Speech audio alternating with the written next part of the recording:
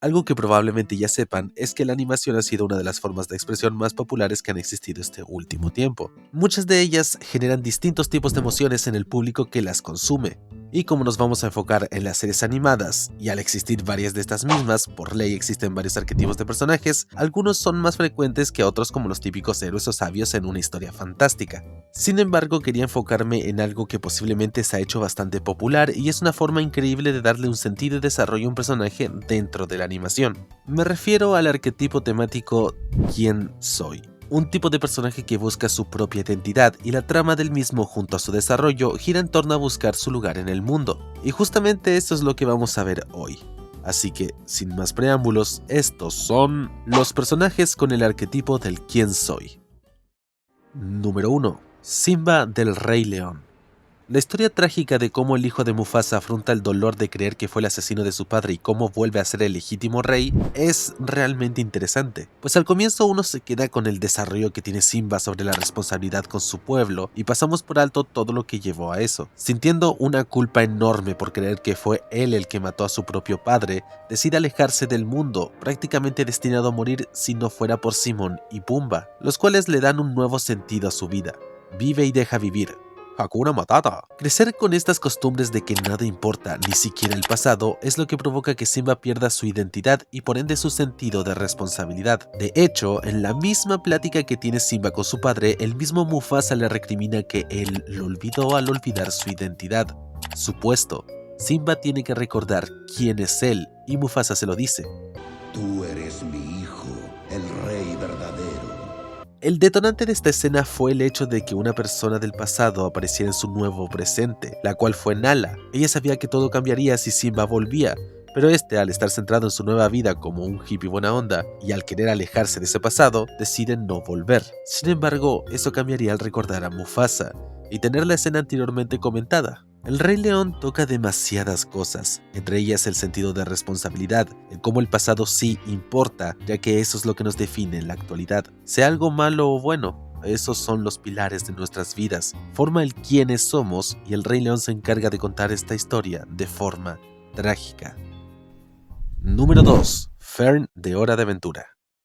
Hora de Aventura toca demasiados temas con todos sus personajes, incluso hay capítulos que se ponen exageradamente psicológicos como el capítulo de la montaña. Sin embargo, uno de los personajes que su arco gira en torno a la búsqueda y aceptación de identidad es Fern, mientras que el fin que nos muestran toma un arco de personaje para volverse una persona más pacifista y madura, Fern se vuelve todo lo contrario. Al ser una copia de Finn, está destinado a no ser Finn. Esta copia fue creada solamente para traer de nuevo a Prismo, por lo cual, si te pones a pensarlo mejor, es un Finn que no vivió todo lo acontecido después de ese capítulo en el que se volvió una espada. Es un Finn cuyo desarrollo fue totalmente negado y estancado. Él no se siente un héroe. Cuando U se volvió una tierra dividida por los elementos, él se volvió un inútil, pues fue transformado en un ciudadano de Dulce. No pudo ayudar en el conflicto principal. Un Finn que se supone que es un héroe y su deber es ayudar, no ayudó en nada. Si no era un héroe como Finn, entonces,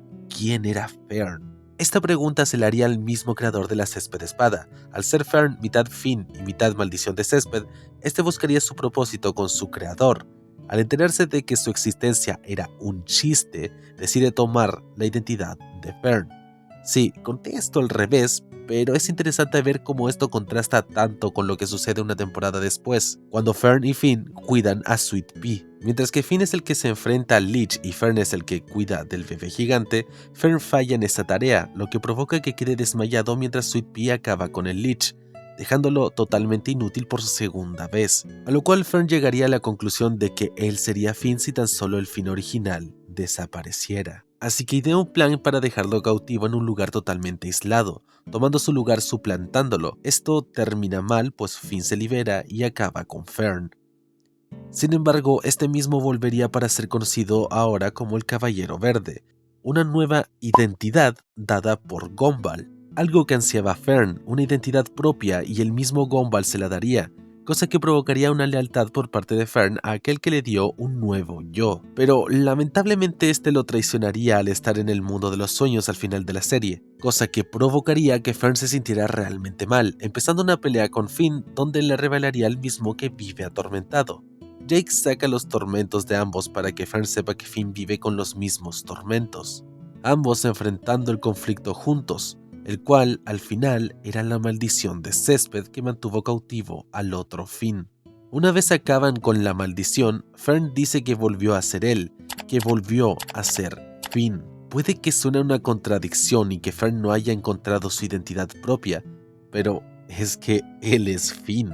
Que diga eso es aceptar sus raíces, aunque lo quiera negar, él proviene de Finn. Todo su arco gira en un dilema existencial para buscar su verdadero yo, y su conclusión es que siempre fue Finn. El aceptarlo es lo que le da finalmente paz. Sin embargo, sin la maldición, él ya no tenía cuerpo, lo que provoca que termine muriendo y siendo enterrado donde se encontraba la casa del árbol, volviendo al lugar donde tanto le gustaba pasar sus días. Número 3. Rob del increíble mundo de Gumball. Este es un caso curioso. A diferencia de Fern, Rob no tiene una raíz de origen. Su conflicto se basa en la falta de ser alguien, pues Rob solo era un personaje de fondo hasta que quedó atrapado en el vacío, donde al ser olvidado y aferrarse a querer volver a su mundo, termina siendo deformado. Esta característica es una referencia a que ahora su identidad como persona está totalmente fracturada, pues ni recuerdos tiene, y su diseño, pues bueno, lo representa muy bien. El capítulo de reincorporación de Rob al programa es demasiado claro, busca quién es él, busca su identidad como persona hasta que llegan Darwin y Gumball y le dan el propósito de ser su némesis, cosa que en capítulos posteriores disgustaría en su totalidad a Rob, pues al ser el némesis de Gumball es algo que se le fue impuesto. Él no quería ser el némesis, él quería tener su propia identidad, pero el destino es cruel y cuando decide acabar con el que cree que es la raíz de sus problemas, termina volviendo al lugar que lo mantuvo prisionero por mucho tiempo. Casi como si le escupieran en la cara que si no es el némesis, entonces merece ese destino. El desenlace del arco de Rob es un tanto raro de ver, pues no tiene uno como tal. Luego de su etapa de venganza contra Gumball, pasa a su etapa de querer salvar la serie de su cancelación, cosa en la que termina fallando, y ahí se queda Rob, fallando en su intento de salvar a los ciudadanos de Elmore. Lo cual es algo agridulce porque no tiene un desenlace como tal, pero es Gumball, ¿qué más le vamos a pedir? Número 4. Steven Universe. Creo que si de problemas de identidad hablamos, Steven Universe tiene uno bastante peculiar. Toda la trama sobre quién es en realidad gira en torno a su origen como gema. Incluso las mismas gemas no sabían qué pasaría si Rose tenía un hijo, ya que en su especie eso no existe. Incluso Amatista pensaba que era solo un cambio de forma. Steven creció escuchando historias de lo grandiosa que era su madre, pero el dilema no lo atormentaba del todo hasta la llegada de Jasper y Peridot. Al ver la gema de Rose en su cuerpo, lo tacharon directamente como ella. Desde ahí, su conflicto principal pasó a ser entender su propósito. Un chico de 14 años cargando con siglos de legado, algo demasiado grande para asimilar. Cuando las diamantes llegaron a la Tierra, Steven incluso tuvo que fingir ser Rosa, alguien que nunca fue. Todos esperaban que algún día fuera como su madre, pero resultó ser distinto. La escena en la que su gema toma la forma de otro Steven simboliza de manera clara que siempre fue él mismo. Vivía con la duda de si era su madre o su propio ser, y ese abrazo entre ambos representa la aceptación final. Steven no es Rose Cuarzo ni Diamante Rosa, es Steven Universe. Independiente de cómo terminó la serie, su conflicto de identidad se resolvió de una manera muy bella. Número 5. Goku de la saga de Freezer. Goku es ese personaje que tiene un conflicto entre aceptar su lado Saiyajin o aceptar su lado humano. En la saga de los Saiyajin prácticamente está enfrentándose literal y metafóricamente a ese lado que trata de negar, porque él no es como los otros pintan que debería ser, un guerrero despiadado que su único deber es el de un soldado que debe cumplir con una misión asignada. No, él es Goku. Sin embargo, tras conocer un poco más ese lado que tanto trataba de negar, a base de una buena pelea obviamente, decide ir poco a poco aceptando que él es un Saiyajin. Ya en la saga de Freezer, la muerte de Vegeta es el detonante de ello. El mismo Vegeta en su lecho de muerte, prácticamente llorando, le pedía a Goku que por favor elimine a Freezer, que fue el que asesinó a toda su raza. Al ver lo fuerte que se había vuelto Goku, le ruega que acabe con aquel monstruo con sus manos de Saiyajin. Y tras morir, Goku decide pedirle algo de ese orgullo que él tanto respetaba.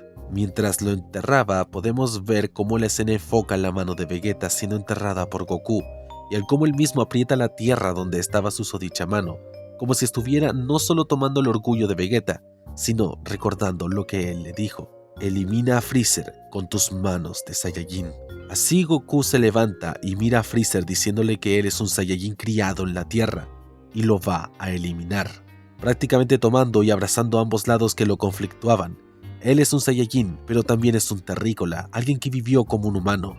No dejó que su raza influyera en quién es él, pues él es Goku, su propia persona. Y con eso terminamos el video de hoy. Todavía me faltaron unos personajes de los que me hubiese gustado hablar, pero aún estoy viendo una serie donde hay un personaje con este conflicto interno y no quiero hablar sin antes haber terminado la serie. Así que, sin más, si tienen más recomendaciones con gusto las leeré. Son bienvenidos a comentar. Yo me comí un poco la cabeza recordando todos estos personajes, así que agradecería si pusieran más ejemplos. En fin, yo soy Globos y espero hayan disfrutado de este rincón audiovisual.